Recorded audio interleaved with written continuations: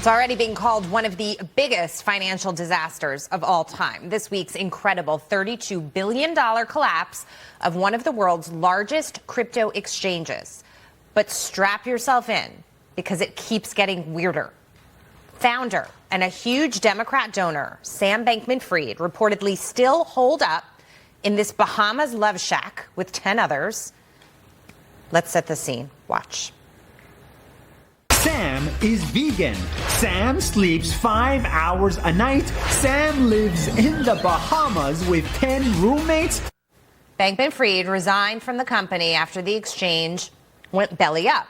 Lawmakers want him to be in the hot seat to explain. But he's now shifting the blame to his openly polyamorous ex-girlfriend. This is serious. This is actually true. She was the CEO of FTX's crypto trading house, Alameda. And here's the shock. Apparently, that company loaned Bankman-Fried and his other firms $3.3 billion. Newly appointed CEO of FTX saying, quote, "Never in my career have I seen such a complete failure of corporate controls and such a complete absence of trustworthy financial information as occurred here." We should note the new CEO oversaw the Enron bankruptcy. Question is, who's to blame? And will anybody get their money back? Panel is back with us. Jason Rantz, Kevin Walling, and Lee Carter. Kevin, I want to come to you first on this one, because there's been a lot of, so many pieces to this story here. But obviously, Sam Bankman-Fried's donation to Democrats, to the tune of roughly $40 million, is a big issue here. Many people are saying that he was trying to use other people's money to buy power and influence to stave off regulation. What do you say to that? Well, Jackie, it's a tale as old as time in terms of trying to buy influence in Washington, D.C. But listen, I'm encouraged by what I've seen from Senator Sherrod Brown, Democrat out of Ohio, who chairs our banking committee, that wants to haul this guy before his committee to answer questions, that is pushing for a full investigation into just exactly what went on with this FTX company. So you see leading Democrats that are knowledgeable in the crypto space, like Sherrod Brown, Elizabeth Warren, others who have been warning us about the pitfalls of crypto, calling for this guy's head. And I think you're going to see more of that in the coming hours, days, and weeks, and hopefully we'll get some answers. He's holed up in the Bahamas, as you played the video of him down there, and let's get him back here. Let's extradite him, and let's bring him before these committees to get some understanding for Americans who've been defrauded as part of this. And this is amazing to me, because when we found out about Bernie Madoff, the first thing that you saw, and this clip has been played over and over into eternity, is when he's doing the perp walk and he's in handcuffs and they're taking him away. And I'm wondering to myself, so much money is missing here. Nobody's got any answers. And they let this guy go to the Bahamas? I mean, that seems crazy to me. I don't think the questions are being asked, Jason, fast enough when it comes to this kind of activity. And when you look at what the activity was, there is something to be said about this token that he created on the crypto side. Maybe you could regulate that more, fine. But there is also garden variety problems here with respect to taking customer funds and misusing them with, investing them in different ways, buying things with them. I mean, completely inappropriate activity where you say, where was the SEC here?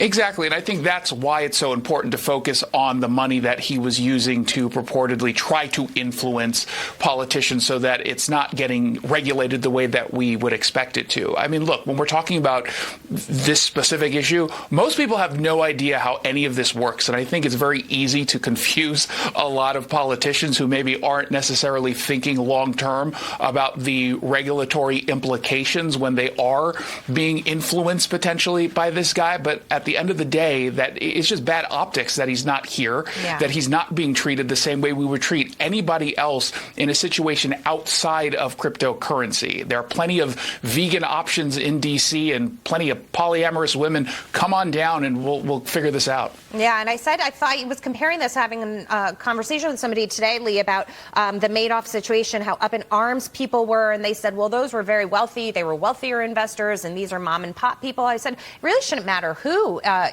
is impacted here. Anybody losing money in this way, it's really just wrong. But having said that, the crypto space, as we move forward, leaders on both sides of the aisle are going to have to really focus on this and figure out what to do next. Lee, do you think they're equipped to do that? Because as Jason mentions, even sophisticated investors don't understand exactly what went on here. I think there's a couple things that are going to happen in the whole crypto business, and it's a shame for everybody else in the crypto business that something like this happened. The same way when Enron went down, and the same way when Lehman went down, everybody else suffered that's in that sector because trust is lost. There's this big narrative now that they put profits before people, and a lot of people didn't trust crypto to begin with. It was kind of questionable. It seemed dodgy. It seemed risky. And so now there's going to have to be a whole industry-wide reputation building initiative to get people to trust it again, because how would you ever trust the whole industry when something like this can happen? Right. And the thing that I'm concerned about is that could come back and there's over-regulation by people who are trying to be, symbolic in this moment. So I think the whole industry has to come together to help us understand what went wrong, what happened. There needs to be some common sense regulations, because obviously this was, the wild, wild west. Yeah. But the other thing that I think is going to happen is that companies are going to start questioning their ESG platforms and their social good platforms and taking a stand, because that's something that this company did in spades, and look what happened in the end. That's an excellent point, too. Speaking of finances, guys, inflation fears still gripping shoppers across this country, but the spending somehow goes on. Retail sales rose 1.3% in October. They beat expectations. Analysts saying that could be a good sign as we're heading into the holiday season, but more families, and this is the bad news, are in debt. Household debt rose at the fastest pace in 15 years over the summer. That's according to the Fed.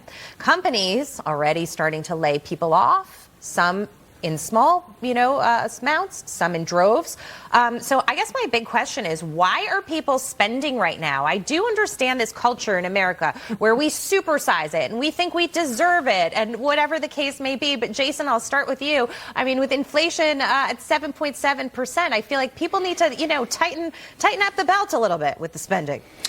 I agree with that to an extent. I do think that there's probably a lot of emotional spending going on right now. We are dealing with a lot of stress. There are people who I think of it in the short term. I'm going to gain something by spending some money now and getting that sort of emotional fix, getting that boost when I purchase whatever it is I'm purchasing, or I go on a vacation. I say that here as I'm in London on vacation. I'm doing this because it's a stressful time right now, and I kind of wanted to get away. And I think that people just aren't thinking long term about the implications of that kind of spending, because to your point, Amazon just is on the verge of firing 10,000 employees. Yeah. You had Zillow, Redfin, Meta, Twitter. We're starting to see a significant shift in the economy, and these are harbingers of things to come. So I think you're right. People better start getting in line and maybe holding off on some of the spending that is frivolous at this point. Yeah, and